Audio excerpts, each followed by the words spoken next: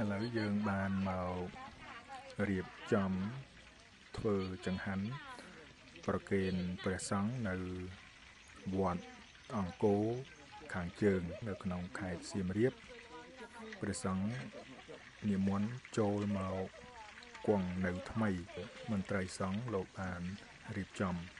ក្រុមការងារយើងបានមករៀបចំធ្វើចង្ហាន់ប្រគេនលោកការរៀបចំធ្វើចង្ហាន់នេះគឺជាសទ្ធាជ្រះថ្លារបស់លោកយាយទូចសុខុមព្រមទាំងកូនចៅឧបាសិកាទឹមសារីព្រមទាំងកូនចៅឧបាសិកាគង់ជីព្រមទាំងកូនចៅពៅកុលឈោព្រមទាំងកូនចៅឡាសុខីមនិងបូសាវីព្រមទាំងកូនចៅលឹមឆេងនិងឈោគិចហ៊ុយកេតវិនឌីនិងកូនចៅលោកយាយចាំងឈៀវងបូជាតាសុកអូនព្រមទាំងកូនចៅឧបាសិកាឈៀងកំហ៊ានព្រមទាំងកូនចៅលីស្រីមុំឆិតលីព្រមទាំងកូនចៅប្រាក់ចិន្តានិងរចនាស៊ីមព្រមទាំងកូនចៅនួនសុភានិងថៃណានព្រមទាំងបុត្រលោកសាន់នីនិងអ្នកស្រីណារីសុកព្រមទាំងបុត្រសុកណានិងស្វាមីព្រមទាំងបុត្រឆេងរស្មីព្រមទាំងកូនចៅឧបាសិកាសួនរាវីព្រមទាំងកូនចៅអ្នកស្រីឃឹមឈៀងនិងស្វាមីព្រមទាំងបុត្រម៉ាក់ស្រីនិចនៅភូមិស្នាសង្គ្រាមគង់ចន្ទទីលក់គ្រឿងសំណង់និងភេសជ្ជៈគ្រប់មុខសួងសវណ្ណាមកពីខេត្តកណ្ដាលនេះគឺជាម្ចាស់ទៀនបានបរិច្ចាគថវិកាបន្តិចបន្តួច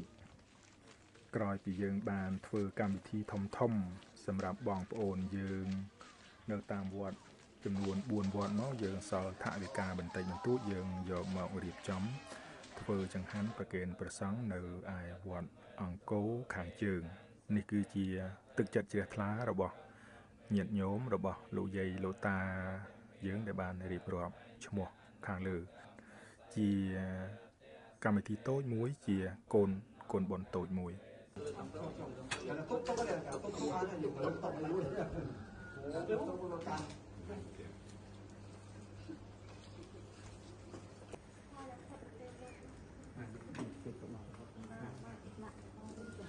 គាត់អង្គុយលើកណ្ដាលនោះទេ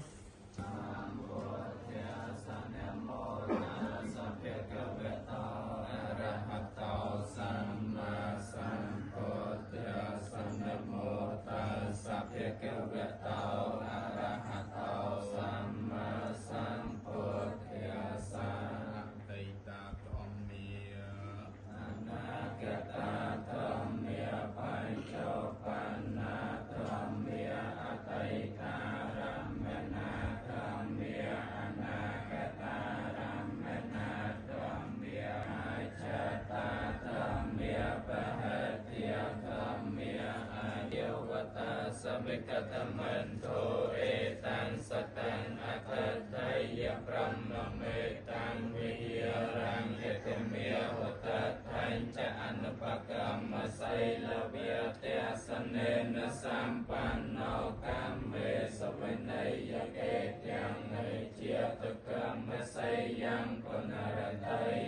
เอกนังเตเจียปอเปกตมโนสารังเน